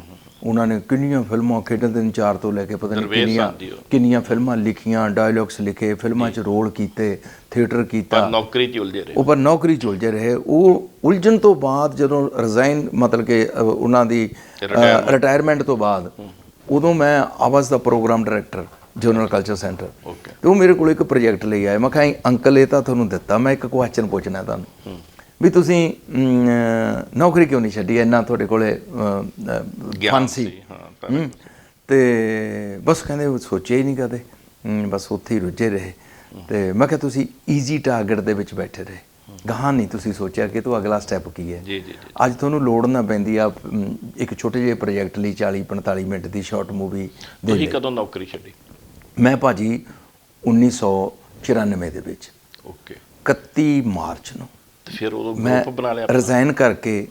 ਤੇ ਮੈਂ ਬਹੁਤ ਕਲਾਕਾਰ ਹਾਂ ਜਿਹੜਾ ਸਭ ਤੋਂ ਪਹਿਲਾਂ ਮੈਂ 93 'ਚ ਥੋੜ੍ਹੀ ਜਿਹੀ ਟਰਾਈ ਕੀਤੀ ਛੁੱਟੀ ਲੈ ਕੇ, ਕੁਛ ਆਪਣੀਆਂ ਪ੍ਰੋਡਕਸ਼ਨਸ ਕੀਤੀਆਂ ਤੇ ਉਹਦੇ 'ਚ ਵੱਡੇ ਫਨਕਾਰ, ਸਰਜੀਤ ਬਿੰਦਰਖੀਆ ਵੀ ਮੇਰੇ ਸ਼ਾਗਿਰਦ ਸੀ, ਮੇਰੇ ਕੋਲ ਹੀ ਰਿਹਾ। ਉਹ ਗ੍ਰੈਜੂਏਸ਼ਨ ਵੀ ਮੈਂ ਹੀ ਕਰਾਈ। ਸਤਿੰਦਰ ਬਿੱਟੀ, ਜਸਬੀਰ ਜੱਸੀ, ਇਹ ਸਾਰੇ ਮੇਰੇ ਉਸ ਗਰੁੱਪ 'ਚ ਕੰਮ ਕਰਦੇ ਸੀ। ਤੇ ਅਸੀਂ ਇੱਕ ਪ੍ਰੋਡਕਸ਼ਨ ਕੀਤੀ, ਇੱਕ ਤਾਰਾ ਵੱਜਦਾ। ਸਰਜੀਤ ਪਾਤਰ ਨੇ ਨਾਮ ਰੱਖਿਆ ਸਾਡੀ ਪ੍ਰੋਡਕਸ਼ਨ ਦਾ। ਵਿੱਚ ਕਿਤੇ ਸੁਰ ਵੀ ਚੱਕੀ ਜਾਏ? ਹਾਂਜੀ ਹਾਂ, ਉਹ ਸੁਰ ਤੇ ਤੁਹਾਨੂੰ ਸੁਣਾਉਂਦੇ ਹੀ ਰਹਾਂਗੇ। ਤੇ ਉਹ ਇੱਕ ਤਾਰਾ ਵੱਜਦਾ ਸਾਡੀ ਵਾਹਦ ਪ੍ਰੋਡਕਸ਼ਨ ਸੀ, ਜਿਹੜੀ ਪਹਿਲੀ ਵਾਰ ਮਤਲਬ ਕਿ ਟੈਗੋਰ ਥੀਏਟਰ 'ਚ ਕੀਤੀ। ਤੇ ਪਿਛਲਾ ਜਿਹੜਾ ਸੈਕਲੋਰਾਮਾ ਲੱਗਿਆ ਸੀ, ਅਸੀਂ ਉਹ ਵੀ ਚੁਕਾਤਾ ਸੀ ਵੀ ਸਾਨੂੰ ਇੰਨੀ ਸਟੇਜ ਚਾਹੀਦੀ ਹੈ। ਐਡੀ ਵੱਡੀ ਸਟੇਜ 'ਤੇ ਅਸੀਂ ਸੈੱਟ ਲਾਇਆ ਅਤੇ ਉਹਦੇ 'ਚ ਬੜੇ ਬੰਦੇ ਸੀ, ਅਸ਼ਵਨੀ ਚੈਟਲੇ ਮੇਰੇ ਨਾਲ ਸੀ ਅਤੇ ਡਾਕਟਰ ਪ੍ਰਭਸ਼ਰਨ ਕੌਰ ਸਿੱਧੂ ਉਹ ਸੀ, ਸਰਬਜੀਤ ਕੌਰ ਮਾਂਗੜ ਸੀ ਵਿੱਚ, ਅਤੇ ਮਤਲਬ ਵੱਡੇ ਫਨਕਾਰ, ਰਮਜ਼ਾਨ ਹੋਣੀ ਚਲੇ ਗਏ, ਤੂੰਬੇ ਲਗੋਰੇ ਵਾਲੇ ਆਰਟਿਸਟ, ਈਦੂ ਸ਼ਰੀਫ ਚਲਾ ਗਿਆ, ਮੁਰਲੀ ਖਾਂ ਚਲਾ ਗਿਆ, ਉਹ ਵੀ ਉਸ ਪ੍ਰੋਡਕਸ਼ਨ ਦਾ ਪਾਰਟ ਸੀ, ਜੰਗੀਰ ਸਿੰਘ ਹੋਣੀ ਸੀ, ਗੱਤਕੇ ਵਾਲੇ ਸੀ, ਬੜੇ ਲੋਕ ਉਹਦੇ 'ਚ ਇਕੱਠੇ ਕੀਤੇ ਸੀ। ਉਹ ਇੱਕ ਇਸ ਤਰ੍ਹਾਂ ਦਾ ਮੈਂ ਪ੍ਰੋਡਕਸ਼ਨ ਤਿਆਰ ਕੀਤੀ ਸੀ ਵੀ ਜਿਹਦੇ 'ਚ ਕੋਈ ਅਨਾਊਂਸਮੈਂਟ ਨਹੀਂ ਸੀ, ਅਤੇ 2.5 ਘੰਟੇ ਦਾ ਰਨ ਥਰੂ ਸ਼ੋਅ ਸੀ ਅਤੇ ਪੂਰਾ ਪੰਜਾਬ ਡਿਪਿਕਟ ਕੀਤਾ ਹੋਇਆ ਸੀ। ਅਤੇ ਉਸ ਨੂੰ ਅਸੀਂ ਬਹੁਤ ਅੱਛੇ ਢੰਗ ਨਾਲ ਜਿਹੜਾ ਹੈਗਾ ਮੈਂ ਕੰਪਾਈਲ ਕੀਤਾ ਸੀ। ਉਹ ਮੇਰੀ ਮਿਹਨਤ ਸੀ, ਉਹ ਮੈਂ ਸਿਰਫ ਇਸੇ ਕਰਕੇ ਉਹ ਪ੍ਰੋਡਕਸ਼ਨ ਕੀਤੀ ਸੀ ਤਾਂ ਕਿ ਲੋਕਾਂ ਦੇ ਵਿੱਚ ਮੈਂ ਆਪਦਾ ਦੇਖਾਂ ਮੈਂ ਕਿੱਥੇ ਖੜਦਾ। ਅਤੇ ਫਿਰ ਮੈਂ ਬੜਾ ਖੁਸ਼ਕਿਸਮਤ ਹੋਇਆ ਕਿ ਮੈਂ ਜੱਕ ਲਗਤੀ 31 ਮਾਰਚ ਨੂੰ ਮੈਂ ਰਿਜ਼ਾਈਨ ਕੀਤਾ 1994 'ਚ, ਅਤੇ 5 ਅਪ੍ਰੈਲ ਨੂੰ ਮੈਂ ਜਹਾਜ਼ ਚੜ੍ਹ ਕੇ ਕੈਨੇਡਾ ਅਮਰੀਕਾ ਦੇ ਸ਼ੋਅ 'ਤੇ 5 ਅਪ੍ਰੈਲ 95 'ਚ 94 'ਚ 94 'ਚ ਅੱਛਾ 94 'ਚ ਓਕੇ 5 ਅਪ੍ਰੈਲ 94 ਨੂੰ ਮਾਰਚ ਨੂੰ ਤੁਸੀਂ ਹਾਂਜੀ, ਅਤੇ 94 ਨੂੰ ਮੈਂ ਬਾਈ ਮਨਿੰਦਰ ਗਿੱਲ ਹੋਣਾ ਦਾ ਉਦੋਂ ਤੁਸੀਂ ਗਾਇਕ ਵੀ ਬਣ ਗਏ ਸੀ ਨਾਲ ਹੀ। ਗਾਇਕ ਤਾਂ ਬਣ ਗਏ, ਗਾਇਕ ਤਾਂ ਮੈਂ 87 ਤੋਂ ਸ਼ੁਰੂ ਕਰਤਾ ਸੀ ਗਾਇਕੀ ਦਾ ਸਫ਼ਰ, ਅਤੇ ਮੈਂ ਬੜਾ ਖੁਸ਼ਕਿਸਮਤ ਹਾਂ। ਮੈਂ ਪੰਜਾਬ ਦੀਆਂ ਸਰਮੌਰ ਗਾਇਕਾਂ ਵਾਂ ਜਿਨ੍ਹਾਂ ਨੂੰ ਮੈਂ ਛੋਟੇ ਬੈਂਦਿਆਂ ਮੂਹਰੇ ਬੈਠ ਕੇ ਸੁਣਦਾ ਸੀ। ਉਹਨਾਂ 'ਚ ਭੈਣ ਜੀ ਨਰਿੰਦਰ ਬੀਬਾ ਜਿਨ੍ਹਾਂ ਨੇ ਮੇਰੀ ਬਾਂਹ ਫੜ ਕੇ ਮੈਨੂੰ ਗਾਣੇ ਵਾਲੇ ਪਾਸੇ ਖਿੱਚਿਆ, ਮਾਂ ਸੁਰਿੰਦਰ ਕੌਰ, ਸਵਰਗੀਆ ਵੱਡੀ ਭੈਣ ਗੁਰਮੀਤ ਬਾਵਾ, ਸਵਰਗੀਆ ਜਗਮੋਹਨ ਕੌਰ, ਇਹਨਾਂ ਸਾਰਿਆਂ ਨਾਲ ਗਾਉਣ ਦਾ ਮਾਣ ਪ੍ਰਾਪਤ ਹੋਇਆ, ਵੱਡੀ ਗੱਲ ਹੈ। ਹਾਂਜੀ, ਅਤੇ ਸਵਰਗੀਆ ਭਾਜੀ ਜਗਜੀਤ ਸਿੰਘ ਦੇ ਮਿਊਜ਼ਿਕ ਦੇ ਵਿੱਚ ਗਾਉਣ ਦਾ ਮਾਣ ਪ੍ਰਾਪਤ ਹੋਇਆ। ਇਹ ਸਾਰਾ ਕੁਝ ਸ਼ੌਕੀਆ ਸੀ। ਅਤੇ ਬਸ ਉੱਥੇ ਕੈਨੇਡਾ ਅਮਰੀਕਾ ਦੀ ਧਰਤੀ 'ਤੇ ਹੰਸਰਾਜ ਹੋਣੀ ਉਦੋਂ ਸਾਡੇ ਨਾਲ ਸੀ, ਪਾਕਿਸਤਾਨ ਤੋਂ ਅਕਰਮ ਰਾਹੀ ਹੋਣੀ ਨਾਲ ਸੀ, ਇਹਨਾਂ ਦੇ ਇਹ ਵੱਡੇ ਕੱਦਾਂ ਦੇ ਕਲਾਕਾਰ ਸੀ, ਅਤੇ ਮੈਂ ਤਾਂ ਪਹਿਲੀ ਵਾਰ ਹੀ ਗਿਆ ਸੀ, ਪਰ ਮੈਨੂੰ ਅਸੈਪਟੈਂਸ ਲੋਕਾਂ ਦੀ ਬਹੁਤ ਮਿਲੀ। ਮੇਰੇ ਕੋਲ ਕਿਉਂਕਿ ਵਿਸਾਖੀ ਦੇ ਉੱਤੇ ਸ਼ੋਅ ਸੀ, ਮੇਰੇ ਕੋਲ ਇੱਕ ਬਾਈ ਸਵਰਗੀ ਹੈ ਸਰਜੀਤ ਗਿੱਲ ਦਾ ਗਾਣਾ ਸੀ, ਆਈ ਜਾਂ ਵਿਸਾਖੀ ਡਗਾ ਲਾਇਆ ਢੋਲੀਆਂ ਹੋਏ ਆਉਂਦੇ ਵੰਨ ਢੋਲੀਆਂ, ਗੱਭਰੂ ਪੰਜਾਬ ਦੇ ਨੇ ਪਾਉਂਦੇ ਬੋਲੀਆਂ ਤੇ ਉਹ ਮਠਾਸਾਂ ਗੋਲੀਆਂ, ਚੋਬਰਾਂ ਦੇ ਹੱਥਾਂ ਵਿੱਚ ਖੁੰਡੇ ਫੱਬਦੇ ਤੇ ਕਿੰਨੇ ਸੋਹਣੇ ਲੱਗਦੇ, ਅਣਖੀ ਜਵਾਨ ਸ਼ੇਰਾਂ ਵਾਂਗੂ ਗੱਜਦੇ ਤੇ ਨਾਮਦਾਨੋਂ ਭੱਜਦੇ, ਅਣਖੀ ਜਵਾਨ ਸ਼ੇਰਾਂ ਵਾਂਗੂ ਗੱਜਦੇ ਤੇ ਨਾਮਦਾਨੋਂ ਭੱਜਦੇ। ਇੱਕ ਵੱਡੀ ਗੱਲ ਇਹ ਸੀ ਵੀ ਤੁਸੀਂ ਜਿਹੜੇ ਤੁਹਾਡਾ ਗਰੁੱਪ ਸੀ ਹੈ ਨਾ, ਉਹ ਮੈਂ ਭੰਗੜਾ ਤਾਂ ਨਹੀਂ ਕਹੂੰਗਾ, ਛੋਟੀ ਗੱਲ ਲੱਗਦੀ ਹੈ, ਲੋਕ ਨਾਚਾਂ ਦਾ ਸਮੂਹ ਜਿਹੜਾ ਸੀ ਵੀ ਤੁਸੀਂ ਉਸ ਪੋਸ਼ਾਕ 'ਚ ਜਦੋਂ ਬਤੌਰ ਭੰਗੜ 'ਚ ਵੀ ਕਹਿ ਲਈਏ ਤੇ ਗਾਉਂਦੇ ਸੀ, ਤੇ ਆਪਣੇ ਆਪ 'ਚ ਮੇਰਾ ਖਿਆਲ ਇੱਕ ਵਿਲੱਖਣ ਗੱਲ ਸੀ। ਮੈਂ ਉਹੀ ਤੁਹਾਨੂੰ ਦੱਸਣ ਲੱਗਿਆ ਵੀ ਜਦੋਂ ਇਹ ਸ਼ੋਅ ਵੈਨਕੂਵਰ ਦੇ BCM ਕੋਲਸੀਅਮ ਦੇ ਵਿੱਚ ਕੀਤਾ, 7,500 ਤੋਂ ਵੱਧ ਬੰਦਾ ਉੱਥੇ ਆਡੀਅנס ਸੀ। ਕੀ ਬਾਤ। ਅਤੇ ਅਸੀਂ ਐਡਾ ਥੀਏਟਰ ਵੀ ਪਹਿਲੀ ਵਾਰ ਦੇਖਿਆ ਸੀ ਆਪਣੀ ਜ਼ਿੰਦਗੀ 'ਤੇ। ਤਾਂ ਉਹ ਉਸ ਸ਼ੋਅ ਦੇ ਵਿੱਚ ਕਹਿੰਦੇ ਨੇ ਸਰਬਜੀਤ ਚੀਮੇ ਨੇ ਉਦੋਂ ਗਾਉਣਾ ਸ਼ੁਰੂ ਨਹੀਂ ਸੀ ਕੀਤਾ, ਮੁੰਡੇ ਲਾਡੀ ਹੋਣੀ, ਪੰਮੇ ਹੋਣੀ, ਇਹ ਸਾਰੇ ਖਾਲਸਾ ਕਾਲਜ ਜਲੰਧਰ ਦੇ ਇੱਥੋਂ ਭੰਗੜਾ ਪਾਉਂਦੇ ਉੱਥੇ ਵਿਆਹੇ ਗਏ, ਚਲੇ ਗਏ, ਅਤੇ ਇਹਨਾਂ ਨੂੰ ਮੈਂ ਇਕੱਠੇ ਕਰ ਲਿਆ, ਅਤੇ ਲਾਈਵ ਅਸੀਂ ਕਹਿੰਦੇ ਨੇ ਜਿਹੜਾ ਹੈਗਾ ਸਟੇਜ ਦੇ ਉੱਤੇ ਪਹਿਲੀ ਵਾਰ ਵੈਨਕੂਵਰ ਦੀ ਧਰਤੀ 'ਤੇ ਲਾਈਵ ਭੰਗੜਾ, ਅਤੇ ਉਸ ਦੇ ਵਿੱਚ ਮੈਂ ਲਾਈਵ ਗਾਇਆ। ਹੱਥ 'ਚ ਮੇਰੇ ਖੁੰਡਾ ਸੀ, ਇੱਕ ਹੱਥ 'ਚ ਕਾਰਡਲੈਸ ਮੈਕ ਸੀ। ਵਰਿੰਦਰ ਮਚਨ ਸਵਰਗੀਆ ਇਜ਼ ਨੋ ਮੋਰ ਵੱਡਾ ਸੰਗੀਤਕਾਰ ਸੀ, ਇਹਦਾ ਸਾਰਾ ਬੈਂਡ ਸੀ। ਅਤੇ ਉੱਥੇ ਇਹ ਗਾਣਾ ਜਦੋਂ ਮੈਂ ਗਾਇਆ ਵਿਸਾਖੀ ਵਾਲਾ, ਅਤੇ ਲੋਕਾਂ ਨੇ ਸਟੈਂਡਿੰਗ ਓਵੇਸ਼ਨ ਦੇਤੀ। ਉਹ ਕਹਿੰਦੇ ਨੇ ਇਹੋ ਜਿਹੀਆਂ ਤਾੜੀਆਂ ਵੱਜੀਆਂ ਕਿ ਪੰਮੀ ਬਾਈ ਨੂੰ ਫਿਰ ਪਿੱਛੇ ਮੁੜ ਕੇ ਦੇਖਣ ਦੀ ਲੋੜ ਨਹੀਂ ਪਈ। ਤੇ ਤੁਸੀਂ ਕਹਿੰਦੇ ਖੁਸ਼ੀ ਨਾਲ ਸਾਰੀ ਗੱਲ ਦੱਸ ਰਹੇ ਵੀ ਲਾਈਵ ਸ਼ੋਅ ਕੀਤਾ ਟੈਗੋਰ ਥੀਏਟਰ, ਜਾਂ ਤੁਸੀਂ ਵੈਂਕੂਵਰ ਦੀ ਗੱਲ ਕਰਦੇ ਜੇ, ਲੱਗਦਾ ਨਹੀਂ ਵੀ ਉਹ ਲਾਈਵ ਵਾਲਾ ਜਿਹੜੇ ਦੌਰ ਸੀ, ਇੱਕ ਜਲਾਅ ਹੁੰਦਾ ਸੀ, ਇਹ ਸਾਡੇ ਮਸ਼ੀਨੀ ਯੁੱਗ ਨੇ ਹੁਣ ਖਤਮ ਕਰਤਾ? ਦੇਖੋ ਹੁਣ ਕਾਰਨ ਕੀ ਹੈਗਾ ਕਿ ਯੁੱਗ ਦੇ ਨਾਲ ਨਾਲ ਟਰੈਂਡ ਬਦਲਦੇ ਰਹਿੰਦੇ ਨੇ। ਅਸੀਂ ਜਦੋਂ ਛੋਟੇ ਹੁੰਦੇ ਸੀ ਤਾਂ ਅਸੀਂ ਵੱਡੇ ਤਵੇ ਵਾਲੀਆਂ ਮਸ਼ੀਨਾਂ ਦੇ ਆਲੇ ਦੁਆਲੇ ਬੈਠੇ ਰਹਿੰਦੇ, ਸਾਰੀ ਰਾਤ ਰਿਕਾਰਡਿੰਗ ਵਾਲੇ ਦੇ ਲਵੇ ਬੈਠੇ ਰਹਿਣਾ ਵੀ ਇਹ ਮਾੜਾ ਮੋਟਾ ਸੱਜੇ ਖੱਬੇ ਜਾਵੇ ਤਾਂ ਅਸੀਂ ਹੈਂਡਲ ਮਾਰ ਕੇ ਦੇਖੀਏ ਜਾਂ ਸੂਈ ਬਦਲ ਕੇ ਦੇਖੀਏ। ਸ਼ੌਕ ਸੀ ਬਚਪਨ 'ਚ ਜਾਂ ਤਵੇ ਮਤਲਬ ਕਿ ਗਾਣੇ ਸੁਣਨ ਦਾ, ਅੰਮ੍ਰਿਤਸਰ ਸ਼ੌਂਕੀ ਹੋਣਾ ਨੂੰ ਸੁਣਨ ਦਾ, ਜਾਂ ਹੋਰ ਅੱਛੇ ਗਾਣੇ ਸੁਣਨ ਦਾ। ਫਿਰ ਛੋਟੇ ਰੈਕਟਸ ਬਣੇ, ਪਹਿਲਾਂ ਉਹ ਤਵੇ 'ਤੇ ਇੱਕੋ ਹੀ ਗਾਣਾ ਹੁੰਦਾ ਸੀ, ਫਿਰ 4 ਆਉਣ ਲੱਗ ਗਏ, ਫਿਰ 8 ਆਉਣ ਲੱਗ ਗਏ, ਫਿਰ ਕੈਸਟਸ ਆ ਗਈਆਂ, ਫਿਰ ਸੀਡੀਆਂ ਆ ਗਈਆਂ। ਅਤੇ ਉਹ ਲਾਈਵ ਦਾ ਦੌਰ ਜਿਹੜਾ ਹੈਗਾ ਉਹ ਆਪਦੇ ਆਪ 'ਚ ਇੱਕ ਵੱਖਰਾ ਦੌਰ ਸੀ। ਪੰਮੀ ਬਾਈ ਨੂੰ ਕਿਹੜੇ ਗੀਤ ਨੇ ਸਭ ਤੋਂ ਵੱਡੀ ਵਰਲਡ ਵਾਈਡ ਪਛਾਣ ਦਿੱਤੀ ਸੀ? ਦੇਖੋ ਮੇਰੀਆਂ ਅਸ਼ਕੇ ਦੀਆਂ ਬੋਲੀਆਂ ਸੀਆਂ ਜਿਨ੍ਹਾਂ ਨੂੰ ਲੋਕਾਂ ਨੇ ਮਾਣਿਆ, ਉਹਨੂੰ ਮਾਣਿਆ। ਤੇ ਉਹ ਜਨਾਬ ਚਰਨਜੀਤ ਹੂਜਾ ਸਾਹਿਬ ਨੇ ਉਹਨੂੰ ਸੰਗੀਤਬੱਧ ਕੀਤਾ। ਮੇਰੀ ਪਹਿਲੀ ਜਿਹੜੀ ਪ੍ਰੋਫੈਸ਼ਨਲ ਕੈਸਟ, ਜਿਹਨੂੰ ਮੈਂ ਪ੍ਰੋਫੈਸ਼ਨਲ ਕੈਸਟ ਕਹਿਣਾ, ਬਾਕੀ ਤਾਂ ਸਾਰੀਆਂ ਸ਼ੌਕੀਆ ਸੀਆਂ, ਤੇ ਉਹ 94 'ਚ ਹੂਜਾ ਸਾਹਿਬ ਨੇ ਕੀਤੀ। ਜਦੋਂ ਮੈਂ ਟੂਰ ਕਰਕੇ ਆਇਆ ਤੇ ਉਹ ਰਿਕਾਰਡ ਹੋਈਆਂ, ਮਾਝੇ ਮਾਲਵੇ ਦੇ ਬਾਬੇ ਦੀਆਂ ਬੋਲੀਆਂ। ਹਾਂ, ਤੇ ਉਹ ਫਿਰ ਬੋਲੀਆਂ ਤਾਂ ਫਿਰ ਨਾ ਕਿਸੇ ਨੇ ਅੱਜ ਤੱਕ ਕੀਤੀਆਂ ਨੇ।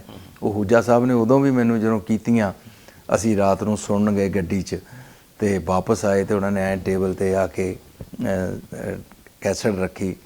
ਮੈਨੂੰ ਕਹਿੰਦੇ ਵੀ ਪਰਮਜੀਤ, ਨਾ ਤੇ ਕਿਸੇ ਅੱਜ ਤੱਕ ਇਸ ਤਰ੍ਹਾਂ ਦੀਆਂ ਕੀਤੀਆਂ ਨੇ ਤੇ ਨਾ ਕਰਨੀਆਂ ਨੇ। ਉਹ ਵਾਕਈ ਗੱਲ ਸੱਚੀ ਹੋ ਗਈ, ਕਿਸੇ ਨੇ ਵੀ ਨਹੀਂ, ਹੂਜਾ ਸਾਹਿਬ ਨੇ ਨਾ ਹੀ ਕਿਸੇ ਨੇ ਕੀਤੀਆਂ।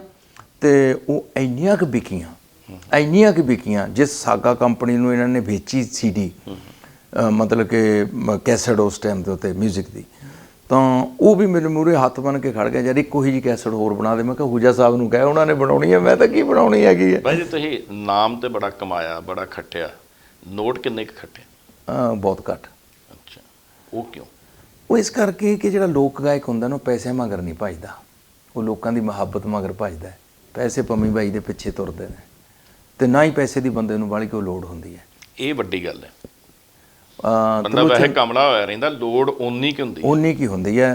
ਤੇ ਮੈਂ ਆਪਣੀ ਜ਼ਿੰਦਗੀ ਦੇ ਵਿੱਚ ਬਹੁਤ ਸਕੂਨ ਦੀ ਜ਼ਿੰਦਗੀ ਜਿਉਣਾ, ਤੇ ਮੇਰੇ ਮਾਂ ਪਿਓ ਬਹੁਤ ਕੁਝ ਮੈਨੂੰ ਦੇ ਕੇ ਗਏ ਨੇ, ਜਿੱਥੇ ਮੈਨੂੰ ਇੱਕ ਅੱਛਾ ਰਹਿਣ ਸਹਿਣ ਦਾ ਸਲੀਕਾ ਦੇ ਕੇ ਗਏ ਨੇ, ਇੱਕ ਸਿੱਖਿਆ ਦੇ ਕੇ ਗਏ ਨੇ।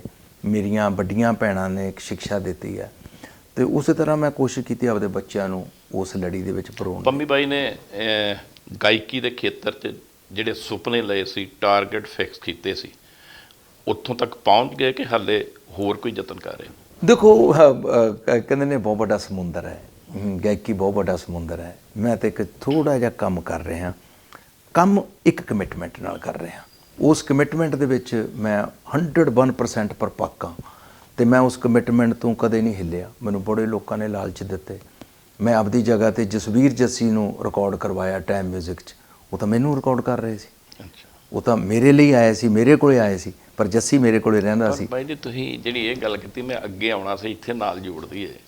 ਜਿਹੜੇ ਪੁਰਾਣੇ ਤੁਹਾਨੂੰ ਦੇਖਦੇ ਆ, ਮੈਂ ਜਿੱਥੇ ਵੀ ਦੇਖਦੇ ਆ ਵੀ ਪੁਰਾਣੇ ਸਾਥੀ ਤੁਹਾਨੂੰ ਮਿਲਦੇ, ਤੁਹਾਡੇ ਜੱਫੀਆਂ ਜਿਵੇਂ ਤੁਸੀਂ ਪਾਉਂਦੇ ਜੇ, ਜਿਵੇਂ ਇੱਕ ਦੂਜੇ ਨੂੰ ਪਿਆਰ ਦੇ ਜੇ, ਤੁਸੀਂ ਲੱਗਦਾ ਵੀ ਸੱਚੀ ਢਿੱਡੋਂ ਤੁਸੀਂ ਇੱਕ ਦੂਜੇ ਨਾਲ ਪਿਆਰ, ਬਹੁਤ ਸਮੁੰਦਰ ਵਰਗਾ ਪਿਆਰ ਕਰਦੇ ਜੇ। ਜੋ ਅੱਜ ਹੋ ਰਿਹਾ, ਅਜੋਕੇ ਗਾਇਕ ਜਿਹੜੇ ਨੇ ਉਹ ਵਿਊ ਲੈਣ ਲਈ ਕਿੱਦਾਂ ਇੱਕ ਦੂਜੇ ਦੇ ਵੈਰੀ ਬਣੇ ਨੇ।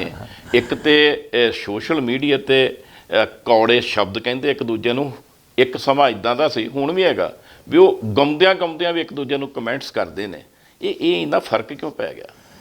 ਇਹ ਤਾਂ ਕੋਈ ਮੈਨੂੰ ਲੱਗਦਾ ਵੀ ਜਿਹੜਾ ਕੋਈ ਅੱਜ ਦੀ ਮਾਡਰਨਾਈਜੇਸ਼ਨ ਹੋ ਗਈ ਨਾ, ਇੱਕ ਇੰਟਰਨੈਟ ਦਾ ਜਿਹੜਾ ਯੁੱਗ ਆ ਗਿਆ ਹੈਗਾ, ਇਹਨੇ ਕਾਫੀ ਚੀਜ਼ਾਂ ਸਾਡੇ ਤਬਦੀਲੀਆਂ ਕਰ ਦਿੱਤੀਆਂ। ਮਤਲਬ ਵੀ ਰੂਹਾਂ ਦੀ ਥਾਂ ਤੇ ਮਸ਼ੀਨਾਂ ਜਿਹੜੀਆਂ ਭਾਰੂ ਹੋ ਗਈਆਂ। ਉਹੀ ਤਾਂ ਹੀ ਕਹਿਣਾ ਵੀ ਅਸੀਂ ਤੇ ਸਾਡੇ ਤਾਂ ਉਹੀ ਸਲੀਕੇ ਨੇ।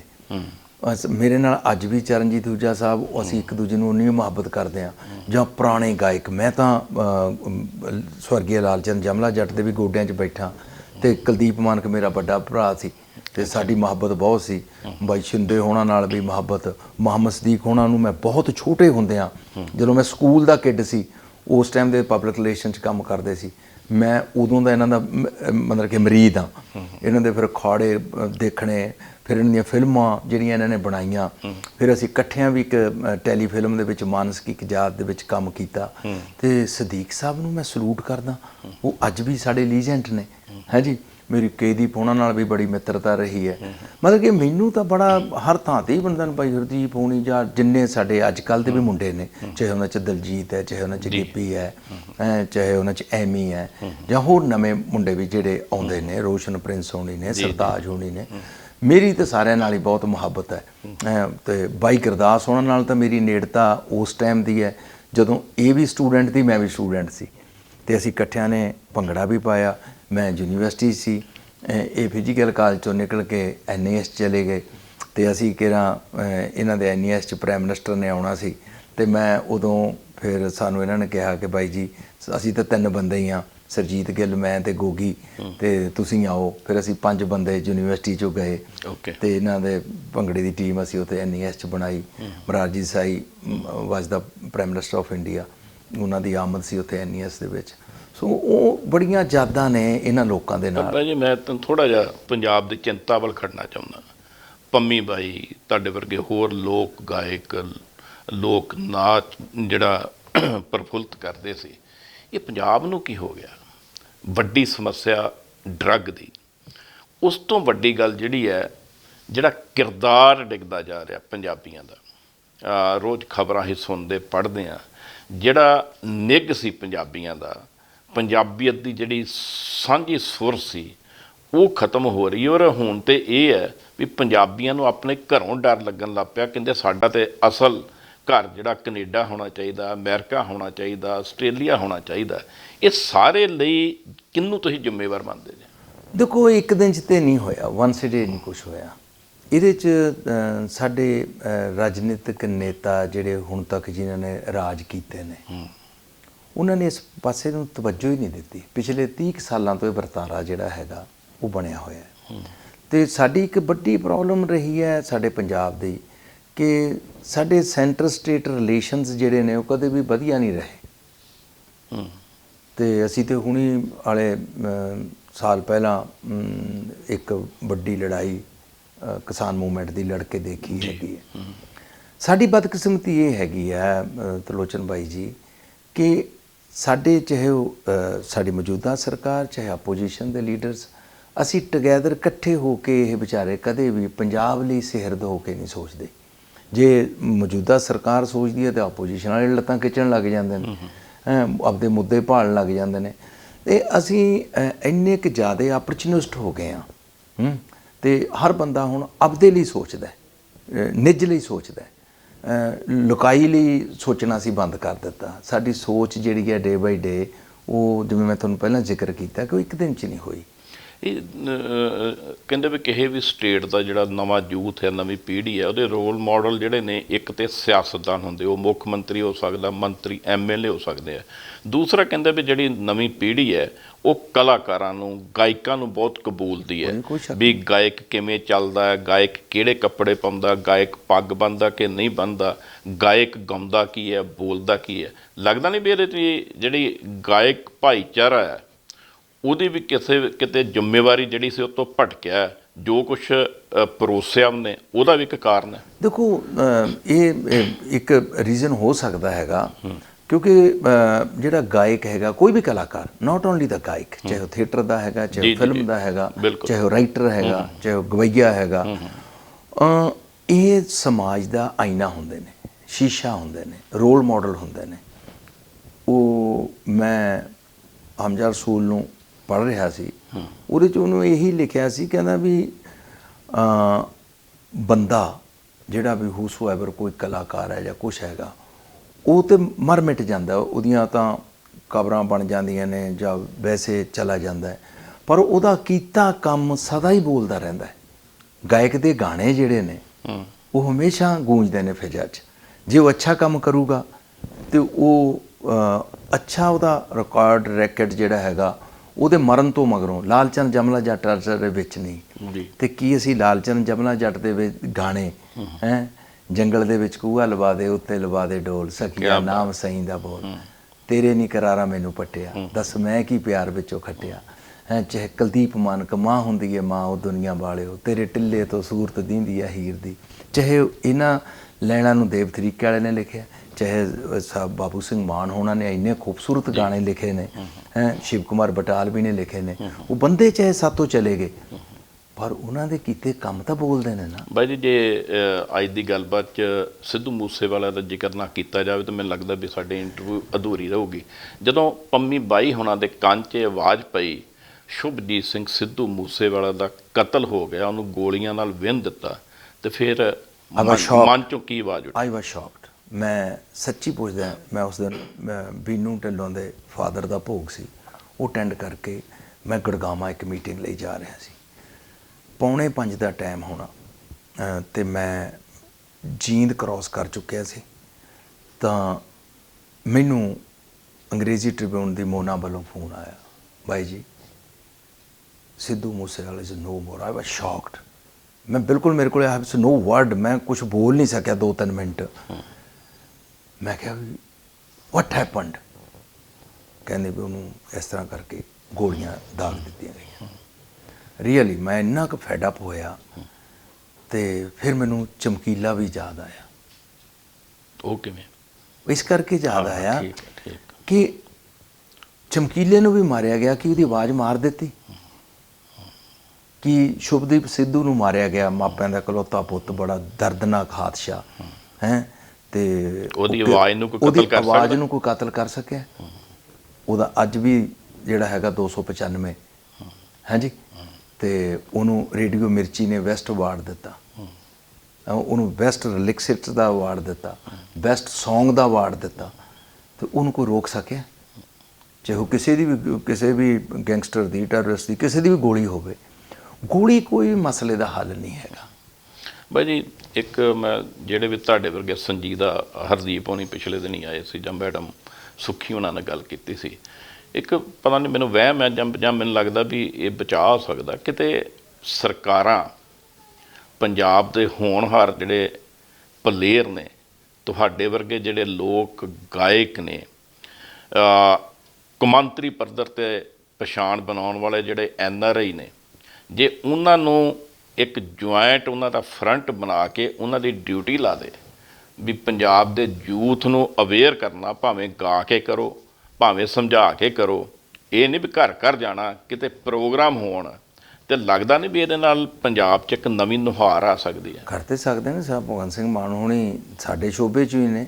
ਅਸੀਂ ਤਾਂ ਚਾਚੇ ਭਤੀਜੇ ਨੇ, within India, out of India ਵੀ ਬੜੇ ਸ਼ੋਅ ਇਕੱਠਿਆਂ ਨੇ ਕੀਤੇ। ਭਤੀਜੇ ਨੂੰ ਕਿਤੇ ਦਿਓ ਸਲਾਹ। ਜਿੱਦਣ ਕਦੇ ਮਿਲੇ, ਕਿਉਂਕਿ ਮੁੱਖ ਮੰਤਰੀ ਨੂੰ ਮਿਲਣਾ ਕਿਹੜਾ ਸੌਖਾ ਕੰਮ ਹੁੰਦਾ। ਕੁਦਰਤੀ ਰਜੇਵੇਂ ਬਹੁਤ, ਉਹਨਾਂ ਦੇ ਰਜੇਵੇਂ ਬਹੁਤ ਹੁੰਦੇ ਨੇ। ਜੇ ਕਦੇ ਮਿਲੇ ਤਾਂ ਉਹਨਾਂ ਨੂੰ ਜ਼ਰੂਰ ਕਹਾਂਗੇ ਕਿ ਪੰਜਾਬ ਦੇ ਸੱਭਿਆਚਾਰ ਪ੍ਰਤੀ, ਪੰਜਾਬ ਦੇ ਉਸ ਕਲਚਰ ਪ੍ਰਤੀ ਜ਼ਰੂਰ ਕੁਛ ਨਾ ਕੁਛ ਸਿਹਰ ਦੇਵੋ। ਕਿਉਂਕਿ ਮੇਰੀ ਤਾਂ ਹਮੇਸ਼ਾ ਕੋਸ਼ਿਸ਼ ਰਹੀ ਹੈ, ਕਹਿੰਦੇ ਨੇ ਸਤਲੋਚਨ ਸਿੰਘ ਭਾਈ, ਕਿ ਅੱਜ ਉਹਨਾਂ ਨੂੰ ਬੂਰ ਪੈ ਸਕਦਾ ਜਿਹੜੀਆਂ ਚੀਜ਼ਾਂ ਮੈਂ ਪਿਛਲੇ 3-4 ਮੁੱਖ ਮੰਤਰੀਆਂ ਨੂੰ ਬੇਨਤੀ ਕਰਦਾ ਰਿਹਾ ਕਿ ਇਹਦੇ ਬਾਰੇ ਕੁਝ ਸੋਚੋ।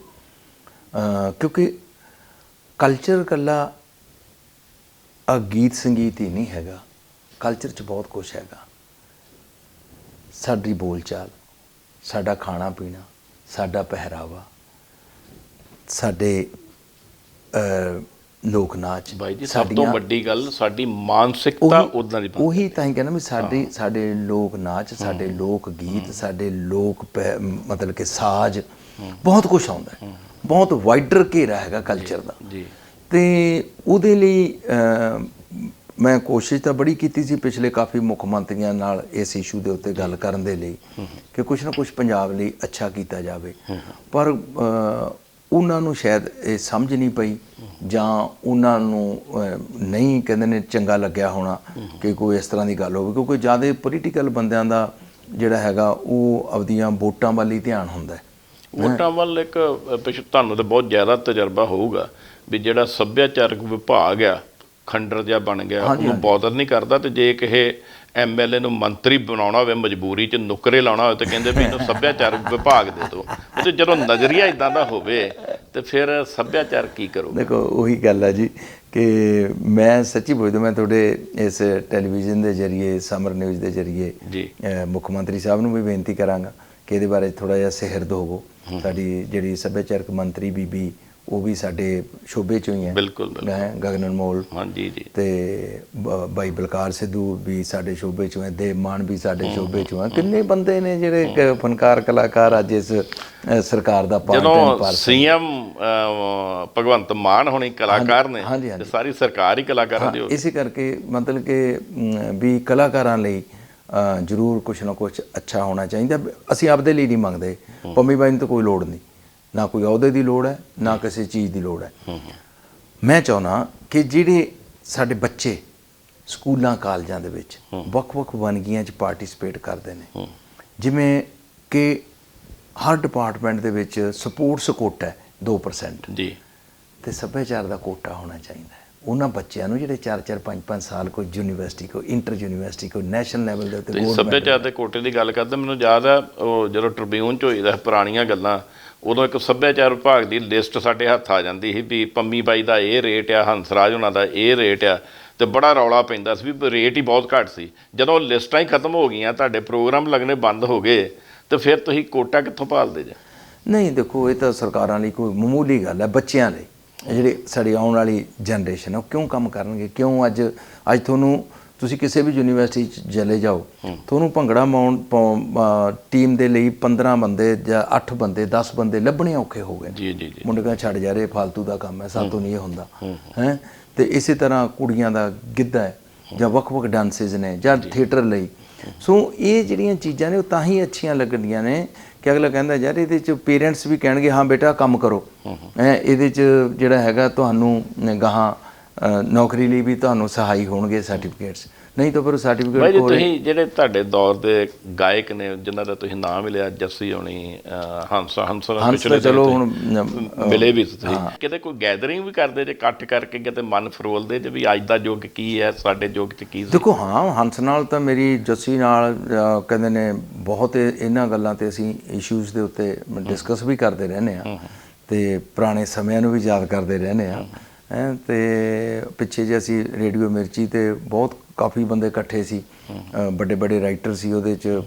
ਹੂਜਾ ਸਾਹਿਬ ਸੀ, ਮਿਊਜ਼ਿਕ ਡਾਇਰੈਕਟਰ ਜੈਦੇਵ ਆਇਆ ਸੀ, ਬੰਬੇ ਤੋਂ ਰਾਈਟਰ ਕੁਮਾਰ ਆਇਆ ਸੀ, ਸਜੀਵ ਆਨੰਦ ਆਇਆ ਸੀ, ਆਪਣਾ ਬਾਈ ਦਵਿੰਦਰ ਖੰਨੇ ਵਾਲਾ ਸੀ, ਵਿਜੇ ਧੰਮੀ ਸੀ, ਇਸੇ ਤਰ੍ਹਾਂ ਮਿਊਜ਼ਿਕ ਡਾਇਰੈਕਟਰ ਸੀ ਕੁਲਜੀਤ ਹੋਣੀ ਸੀ, ਤੇ ਉਹ ਬੜਾ ਕਿੱਟੂ ਹੋਣੀ, ਕਾਫੀ ਬੰਦੇ ਅਸੀਂ ਜਿਹੜਾ ਹੈਗਾ ਉਹ ਅੱਛਾ ਇਕੱਠੇ ਹੋ ਕੇ ਬਹੁਤ ਇਹੋ ਜਿਹੀਆਂ ਗੱਲਾਂ ਅਸੀਂ ਕਰਦੇ ਰਹਿੰਦੇ ਹਾਂ। ਹਾਂ, ਇੰਜੋਏ ਕਰਦੇ ਹਾਂ।